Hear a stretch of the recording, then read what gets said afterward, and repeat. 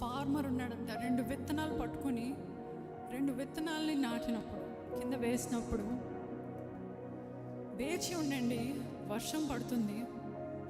ఆ వర్షం పడినప్పుడు తగిన సమయంలో నీవు ఫలిస్తావు అని ఆ 2 విత్తనాలకి చెప్పినప్పుడు, ఒక విత్తనం అనిందంట, నాకు వర్షము ఏం అవసరంలే, నేను వచ్చేస్తా, నేను పైకి ఎదిగేస్తా అని అది విరుచుకొని పైకి ఎదిగిందంట. ఒక తుఫాన్ వచ్చిన వెంటనే ఆ వృక్షం కాస్త పడిపోయి చనిపోయిందంట. కానీ ఇంకొక విత్తనం అనిందంట, నువ్వు చెప్పిన రీతిగానే వర్షం కోసం నేను ఎదురు చూస్తా.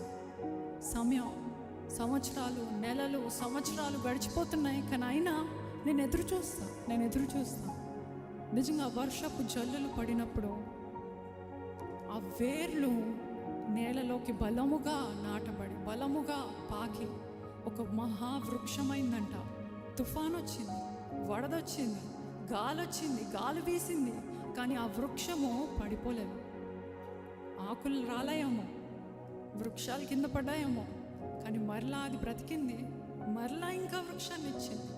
మన జీవితంలోనండి శ్రమలు, కష్టాలు వచ్చినప్పుడు, దేవా నేను పడిపోయే చెట్టుగా నన్ను చేయకయ్యా, నాకు ఇప్పుడే కావాలి, నాకు ఆశీర్వాదం ఇప్పుడే కావాలి, నాకు జల్లులు ఇప్పుడే రావాలి, నాకు ఇప్పుడే కావాలి అన్నీ అని వెంటనే అన్నీ మనం ఇన్స్టెంట్ కాఫీస్, ఇన్స్టెంట్ రిలీఫ్, ఈ మెడిసిన్ వేసుకో ఇన్స్టెంట్లీ తగ్గిపోద్ది.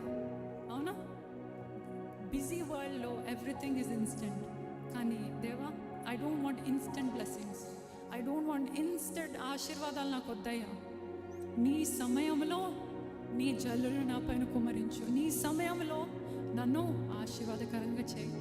దాగి ఉన్న సమయంలో నేను కింద వేర్లు కింద నేను బలము పుంజుకుంటున్నాను, తగిన సమయంలో నన్ను హెచ్చించు.